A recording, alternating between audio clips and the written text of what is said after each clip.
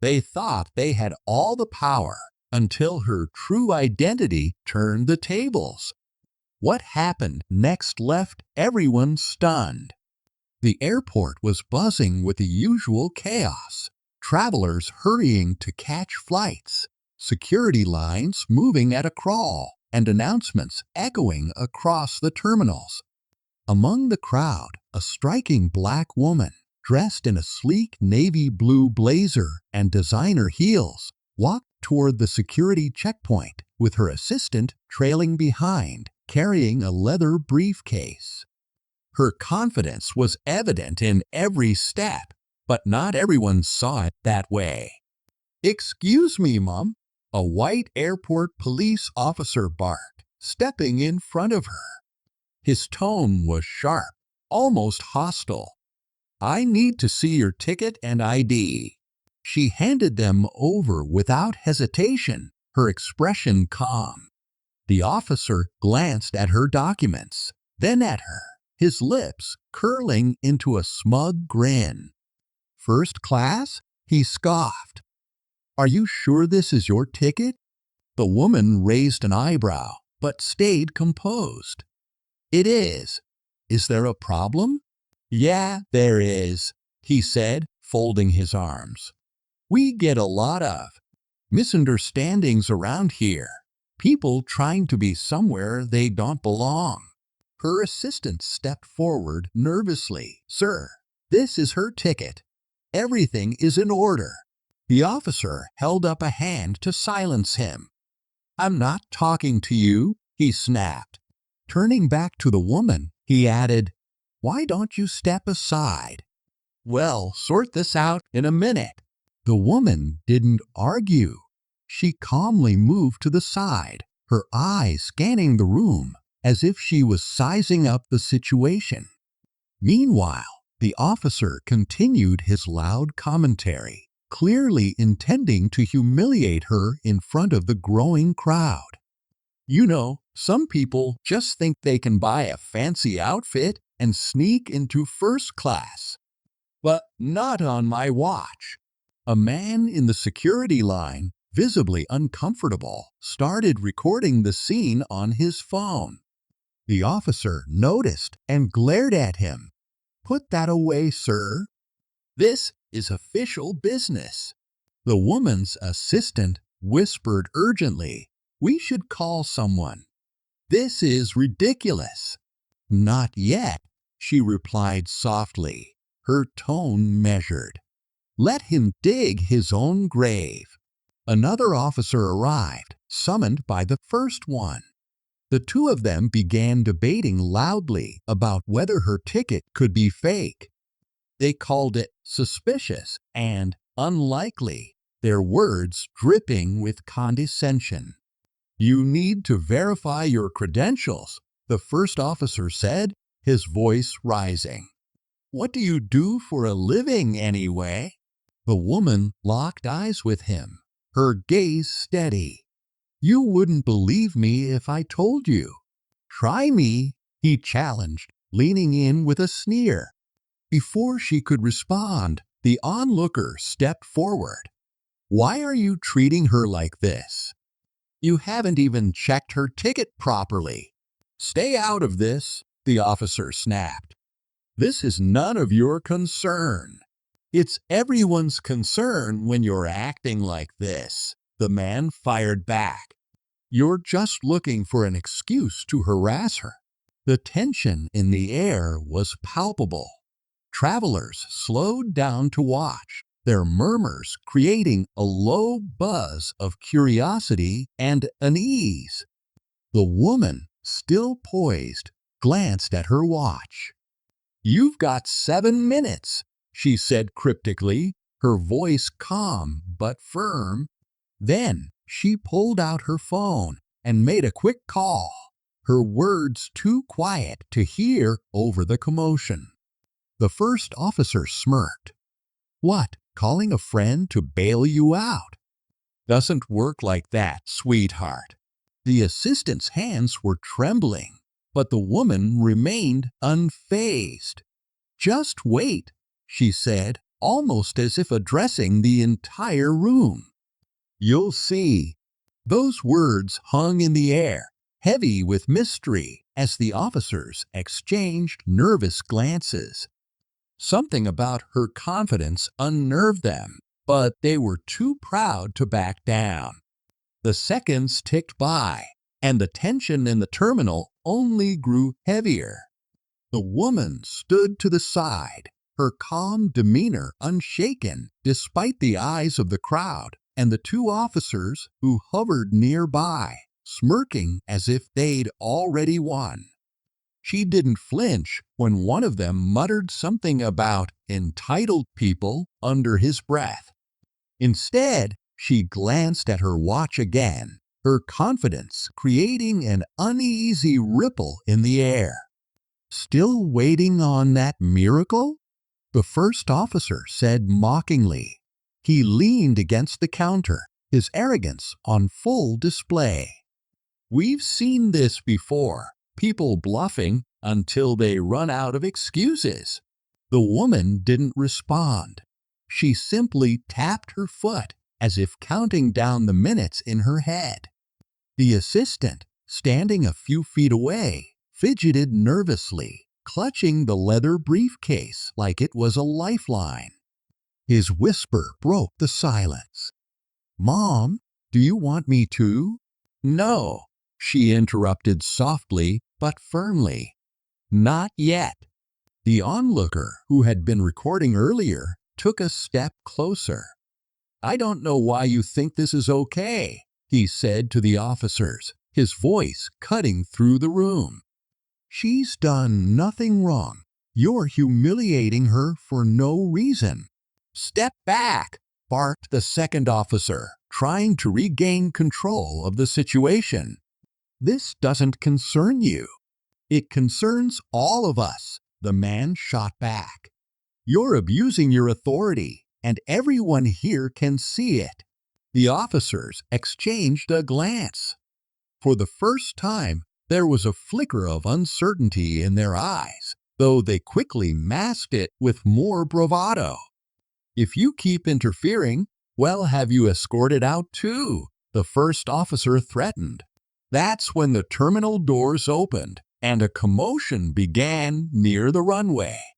Heads turned as a sleek, black private jet with polished silver trim taxied onto the tarmac, its presence impossible to ignore.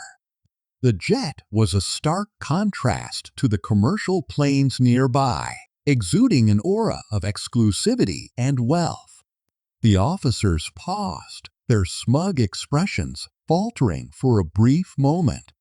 The woman finally broke her silence, her lips curving into the faintest hint of a smile. "Looks like my ride is here." "What?" the first officer stammered, his confident facade slipping. He stared at the jet, then back at her. "What do you mean, your ride?" Before she could answer, a team of impeccably dressed staff emerged from the jet. One of them, a tall man in a tailored suit, walked briskly toward the terminal, his every step radiating authority. Behind him, several others carried documents and electronic devices, clearly on a mission. The airport manager appeared suddenly, his face pale and frantic. He rushed to greet the man from the jet, bowing slightly as they spoke. The two exchanged a few hurried words before the manager pointed toward the checkpoint where the woman stood. The suited man nodded once and headed in her direction, his expression serious. "What's going on?" the second officer muttered under his breath, glancing nervously at his partner. The manager arrived moments later, nearly out of breath. His demeanor was a stark contrast to the officer's arrogance. He looked panicked and apologetic. "Mom," he said, his voice trembling slightly, "am so sorry for this misunderstanding. If I'd known you were arriving today." "You didn't know because I didn't announce it," the woman replied calmly, cutting him off. "But I expected your staff to treat every traveler with respect, not just the ones they recognize." The manager winced, visibly uncomfortable. The suited man stepped forward, handing her a tablet to sign.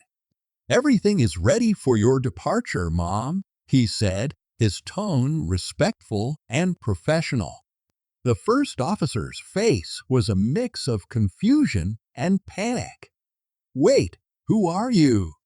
he blurted out. The woman locked eyes with him, her expression cool but commanding.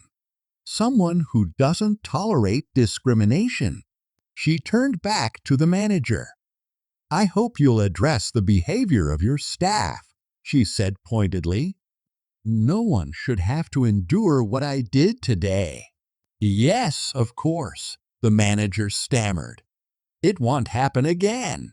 As the woman and her assistant walked toward the private jet, the first officer's arrogance had completely crumbled.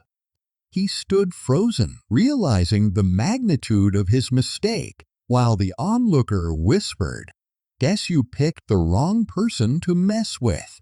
The crowd watched in stunned silence as the woman boarded the jet, the powerful engines roaring to life. A moment later, the sleek aircraft took off, leaving the officers to grapple with the consequences of their actions and the lesson they had just learned. As the private jet ascended into the air, the terminal fell into an uneasy silence.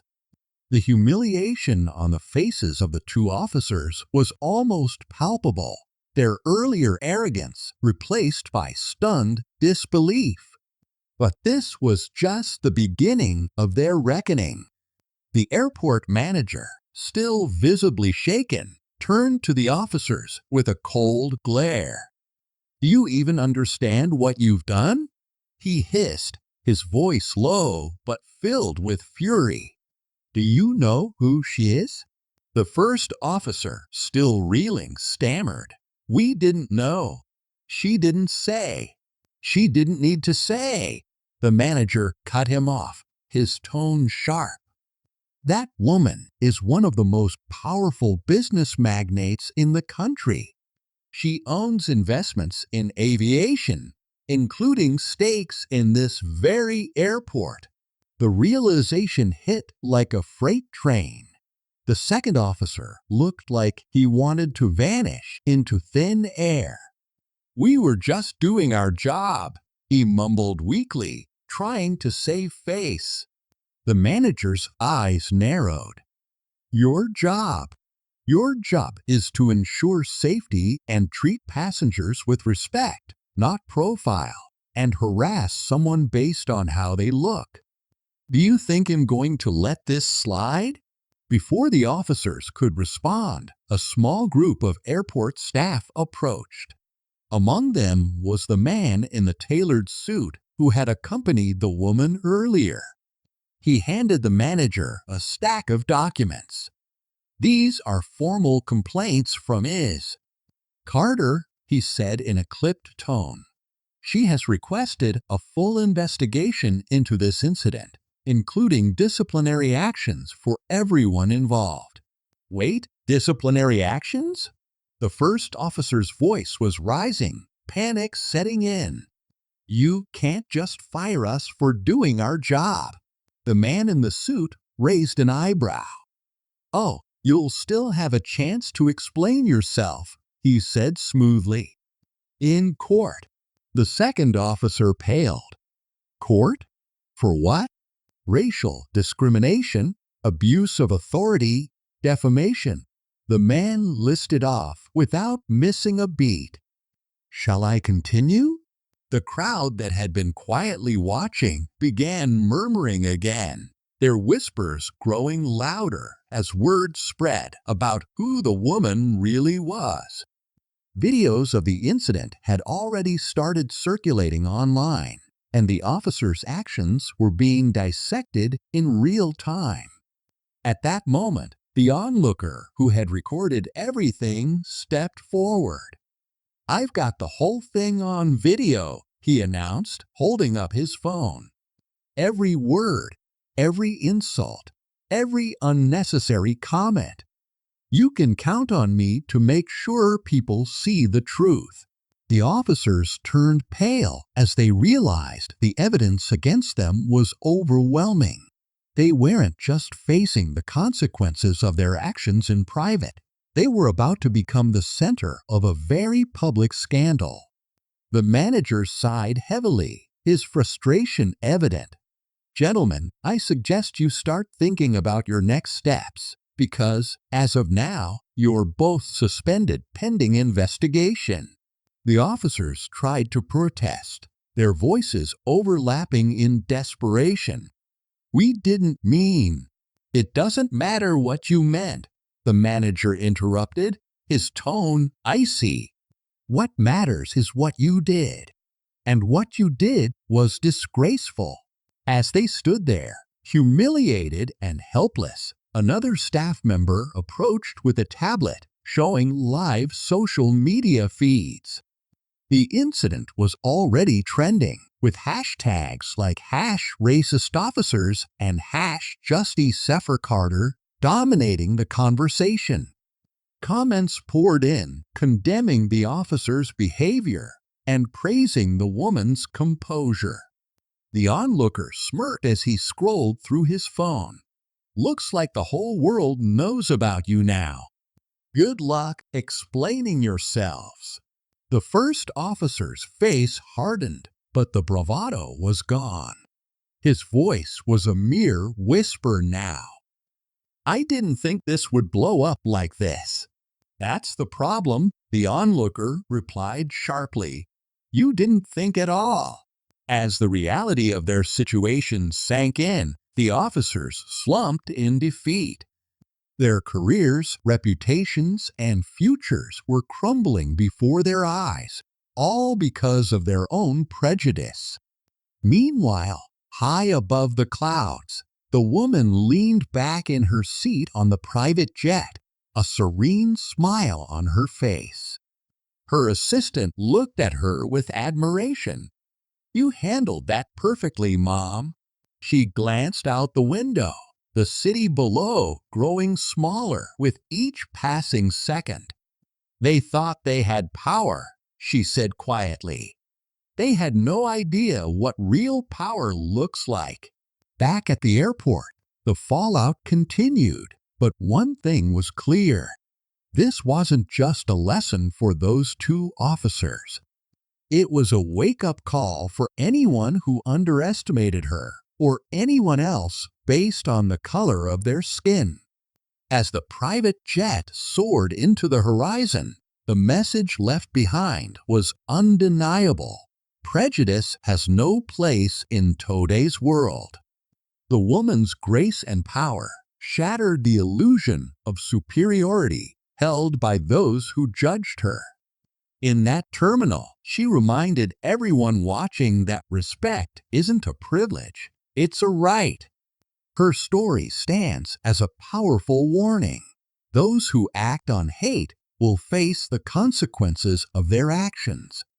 It's not about wealth or status, it's about humanity.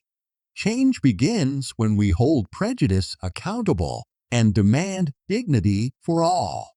Justice doesn't just happen, it's made.